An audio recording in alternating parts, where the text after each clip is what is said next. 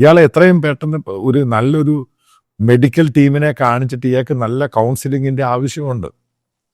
അല്ലെങ്കിൽ ഒരു പബ്ലിക് സ്റ്റേജിൽ വെച്ച് ഈ വായി തോന്നുന്ന സിനിമയെ കാണുന്ന ഒരു വില്ലൻ റോളിലാണ് അയാൾ പ്രവർത്തിച്ചിരിക്കുന്നത്.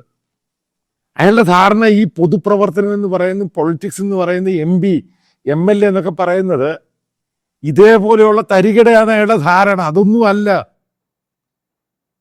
അപ്പം അതിനനുകൂലമായിട്ട് ചില യൂട്യൂബേഴ്സ് ഇത് പറയുമ്പോഴാണ് സത്യത്തിൽ തലവെച്ച് പോകുന്ന എത്ര ബോധമില്ലാത്തവരാണ് ഇതൊക്കെ. ഒരു ഒരു ഒരു MP ആണെങ്കിലും ഒരു MLA ആണെങ്കിലും ഒരു മന്ത്രിയാണെങ്കിലും ഇവർക്കൊക്കെ അതിൻ്റെതായ ജനങ്ങളോടൊരു പ്രതിബദ്ധതയുണ്ട്. ഇത് രണ്ടാമത്തെ കാര്യം.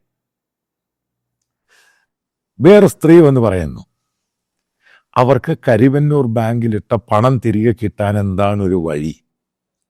ഇതേ സുരേഷ് ഗോപിയല്ലേ കരിവന്നൂർ ബാങ്കിലെ ആ ഇഷ്യൂവുമായി ബന്ധപ്പെട്ട് സമരം നടത്തിയത്? അതിൻ്റെ പേരിലല്ലേ സുരേഷ് ഗോപി ഇലക്ഷനിൽ വിജയിച്ചത്? ആണോ? ഇതേ സുരേഷ് ഗോപിയല്ലേ അവിടെ വലിയ നിയമ നടപടി വേണമെന്നും പറഞ്ഞുകൊണ്ട് പരിപാടികളൊക്കെ സംഘടിപ്പിച്ചത്? ആണ്. അയാളോട് അവിടെ ഡിപ്പോസിറ്റ് ചെയ്തൊരു പാവം പിടിച്ച സ്ത്രീ വന്ന് പറയുന്നു, ആ പണം എങ്ങനെ കിട്ടാൻ ഒരു വഴി പറഞ്ഞത്, അതിനെന്തെങ്കിലും ചെയ്യ്. ആ ചോദിച്ചതിൽ എന്ത് തെറ്റാണുള്ളത്? ആ ചോദ്യത്തിന് എന്ത് തെറ്റാണുള്ളത്? കാരണം ഇയാളാണ് അവിടുത്തെ ജനപ്രതിനിധി, ഇയാൾ മന്ത്രിയാണ്.